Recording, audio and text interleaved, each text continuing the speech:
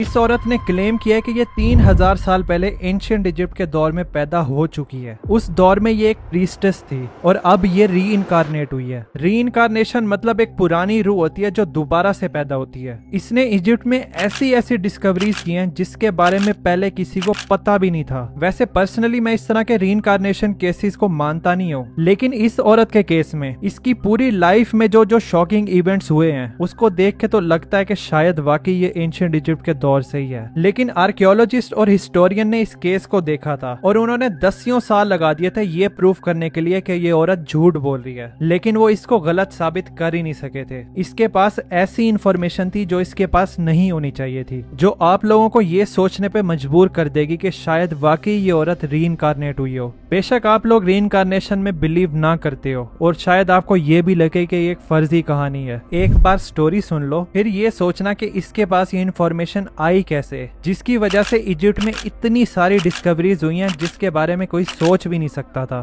Start करने से पहले चैनल को सब्सक्राइब कर देना। इसका नाम था डॉर्थी ईडी। ये 1904 में लंदन की एक मिडिल क्लास फैमिली में पैदा होती है। ये अपने माँ बाप की इकलौती बच्ची थी। जब ये 3 साल की थी तो ये अपने घर की सीढ़ियों से गिरी थी और बेहोश हो गई थी। पेरेंट्स डॉक्टर को बुलाते हैं और डॉक्टर चेक करके बोलता है कि ये तो मर गई है। इस इंसिडेंट के सिर्फ 1 घंटे बाद जब डॉर्थी के पेरेंट्स इधर उधर होते हैं, डॉर्थी खड़ी होती है, अपने रूम में चली जाती है और खेलना शुरू कर देती है। पेरेंट्स और डॉक्टर रूम में आते हैं। वो लोग शॉक हो जाते हैं इसको जिंदा देखकर, बल्कि पेरेंट्स तो गुस्सा करते हैं डॉक्टर पे कि भाई तू किस किस्म का डॉक्टर है, जिंदा बच्ची को डेड डिक्लेयर कर दिया। डॉक्टर कसम खाता है कि वाकई ये उस टाइम मरी हुई थी। इस इंसिडेंट के कुछ अरसे बाद ही डॉर्थी के बोलने का अंदाज अजीब हो जाता है, मतलब उसका एक्सेंट चेंज हो जाता है। डॉक्टर्स और स्पेशलिस्ट ये बोलते हैं कि डॉर्थी फॉरेन एक्सेंट सिंड्रोम से सफर कर रही है और ये बड़ा कॉमन होता है उन लोगों में जिनको बहुत बुरी हेड इंजरी हुई हो। इसके अलावा डॉर्थी अपने पेरेंट्स को एक ख्वाब के बारे में बता रही थी जो बार बार इसको नजर आता था। वो बड़े बड़े पिलर वाली बिल्डिंग के बारे में बताती है और साथ ही वो एक खूबसूरत से गार्डन में होती है। उसको वो गार्डन बहुत ज्यादा पसंद होता है। उसके फूलों के बारे में बताती है और बताती है कि वो अपने दोस्तों के साथ वहां पर है। डॉर्थी सिर्फ 4 साल की बच्ची होती है और वो इस जगह को अच्छे से एक्सप्लेन कर ही नहीं पा रही थी और ना ही उसको ये पता था कि ये जगह है किधर। बस वो इस गार्डन के पीछे पागल थी जो ख्वाब में उसको बार बार नजर आ रहा था और वो हर वक्त इस गार्डन के बारे में बातें करती रहती थी।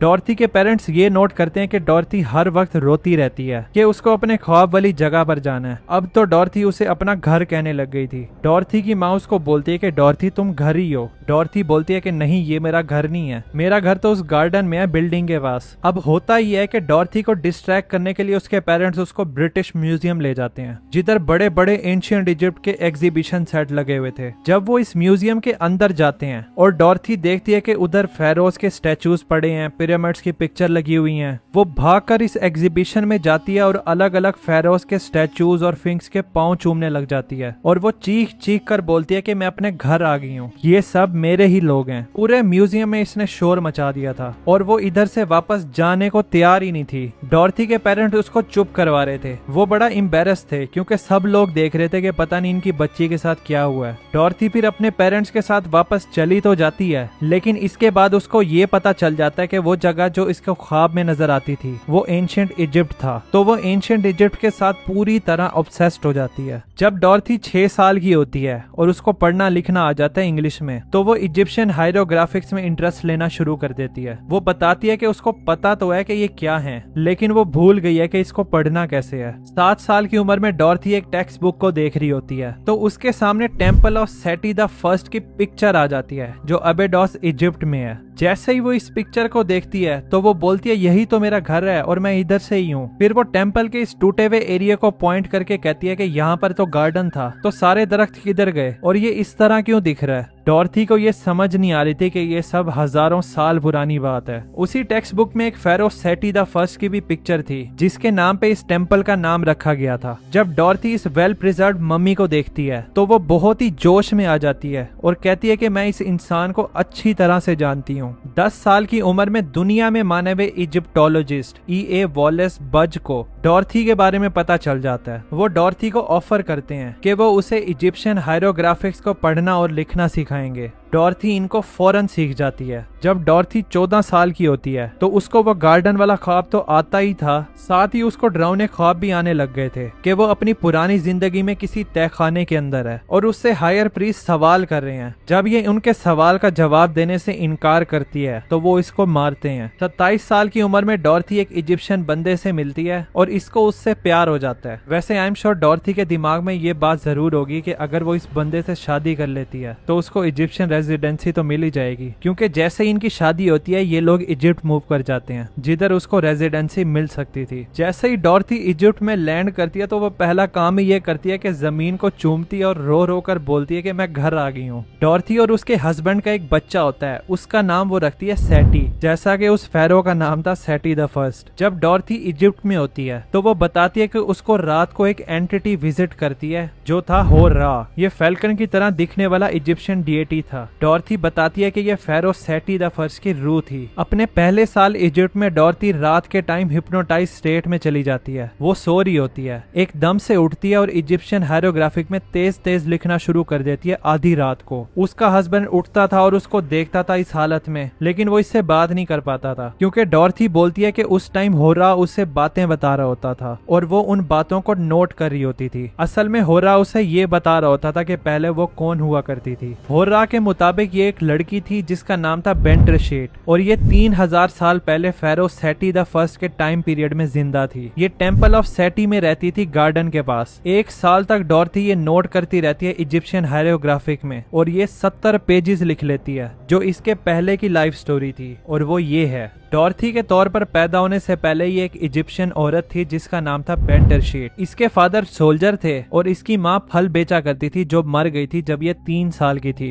इसके फादर इसकी देखभाल नहीं कर सकते थे तो वो इसको टेम्पल ऑफ कोमल सुल्तान में लगवा देते हैं जिधर ये बड़ी होती है और बाद में ये एक प्रीस्टेस बन जाती है। 12 साल की उम्र में बेंटरशीट को 2 चॉइसेस मिलती हैं कि वो कहीं भी जा सकती है दुनिया में अपनी मर्जी से आजाद होकर। दूसरी चॉइस थी या फिर वो इस टेम्पल में ही रहे। ये टेम्पल में ही रहने का फैसला करती है। इसके कुछ साल बाद ये फेरो सेटी द फर्स्ट से मिलती है। इसको उससे प्यार हो जाता है। बेंटरशीट प्रेग्नेंट हो जाती है। जब इसकी प्रेगनेंसी का पता चलता है तो हायर प्रीस्ट इससे सवाल करते हैं। वो इसको मारते हैं जब ये जवाब नहीं देती। यही सेम सीन डॉर्थी बचपन में अपने डरावने ख्वाब में देखती थी। फेरो सेटी का नाम पब्लिक में ना आ जाए और उसकी बदनामी ना हो, इस वजह से बेंटरशीट अपनी जान ले लेती है। डॉर्थी का हस्बैंड तंग आ जाता है उसको बार बार इस हालत में देखते हुए कि वो रातों को जागती है, हिप्नोटाइज कंडीशन में हो जाती है, इजिप्शियन हायरोग्राफिक्स में लिखना शुरू कर देती है। इस सब से वो थक गया था और वो इसको डिवोर्स दे देता है। इसके बाद डॉर्थी अपने बच्चे के साथ दूसरे सिटी में शिफ्ट हो जाती है गीजा पिरामिड्स के साथ। अब क्योंकि इसके बच्चे का नाम इसने सेटी रखा था तो लोग उसको ओम सेटी बुलाने लग गए थे जिसका मतलब था सेटी की माँ। इस टाइम पीरियड में डॉर्थी इजिप्ट डिपार्टमेंट ऑफ एंटिक्विटी में जॉब करना शुरू कर देती है और इसका बहुत ही सक्सेसफुल करियर होता है इजिप्टोलॉजी में। तकरीबन 20 साल तक ये टेम्पल ऑफ सेटी द फर्स्ट को रिसर्च करती है और उसकी एक एक चीज पर गौर करती है। सिर्फ टेम्पल को नहीं बल्कि उन लोगों को भी जो वहाँ पर रहते थे, क्योंकि इसके मुताबिक ये भी वहीं रहती थी। 1952 में ओम सेटी जब अपनी 50s में होती है तो उसकी जॉब एबडस में ही लग जाती है। तो फाइनली वो अपना कदम टेम्पल ऑफ सेटी में रखती है। वो बोलती है कि ऐसा लग रहा है जैसे मैं यहीं रहती हूँ। टेम्पल के एक रूम में वो अपना ऑफिस बना लेती है और सारा टाइम वहीं पर स्पेंड करती है। उसने अंदर एक कोबरा को अपना दोस्त बना लिया था और उसको वो हर रोज खाना देती थी। वैसे तो ओम सेटी की बहुत सारी कंट्रीब्यूशन है इजिप्टोलॉजी में, लेकिन वो चीजें जिनकी वजह से ये हाईलाइट हुई थी वो थी जैसे ये टेम्पल ऑफ सेटी में एंटर होती है तो वो उस गार्डन की लोकेशन बताती है कि गार्डन यहाँ पर था, क्योंकि बचपन से तो वो उस गार्डन का ख्वाब देख रही होती है। तो वो बोलती है कि इधर खुदाई करो, यहाँ पर गार्डन मिलेगा। तो वो खुदाई करते हैं तो वाकई वहाँ पर गार्डन था। इसके साथ ही वो ये भी बताती है कि कौन सा दरख्त किधर था, मतलब पूरे गार्डन का लेआउट बताती है और इसकी सारी बातें कंफर्म हो जाती हैं। फिर ओम सेटी बोलती है कि टेम्पल की नॉर्थ साइड पर खुदाई करो, वहां पर एक सीक्रेट टनल मिलेगी। वो लोग खुदाई करते हैं तो उधर वाकई सीक्रेट टनल मिल जाती है। किसी को भी इस टनल के बारे में पता चल ही नहीं सकता था और ऐसा हो ही नहीं सकता था कि ओम सेटी को इसके बारे में बगैर किसी एक्सटर्नल नॉलेज के पता हो। इसके अलावा ओम सेटी ने रिसर्चर्स को बोला था कि वो सर्च करें एक स्पेसिफिक एरिया में जिसका नाम था वैली ऑफ द किंग्स। वहां पर एक फॉरगॉटन टॉम है जब रिसर्चर्स उस एरिया में देखते हैं तो वहां पर एक टॉम मिल जाता है जो पहले डिस्कवर ही नहीं हुआ था। इसकी कोई एक्सप्लेनेशन नहीं है कि ओम सेठी को इतना सब कैसे पता चला इजिप्शियन कल्चर के बारे में, जो लोगों को ये सोचने पर मजबूर कर देता है कि शायद वाकई ये रीइंकार्नेट हुई हो। वीडियो को लाइक करने के बाद कमेंट्स में जरूर बताना कि आपको इसके बारे में क्या लगता है कि ओम सेठी वाकई रीइंकार्नेट हुई है। और वो जो वैली ऑफ द किंग्स में लॉस्ट टॉम डिस्कवर हुआ था वो था फेरो टूटनखामुन का। ये इंसान की हिस्ट्री की सबसे बड़ी आर्कियोलॉजिकल फाइंडिंग थी।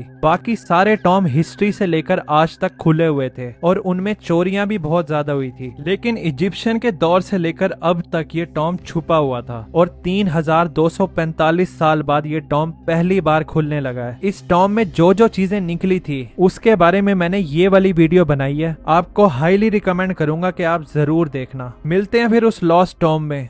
Thanks for watching.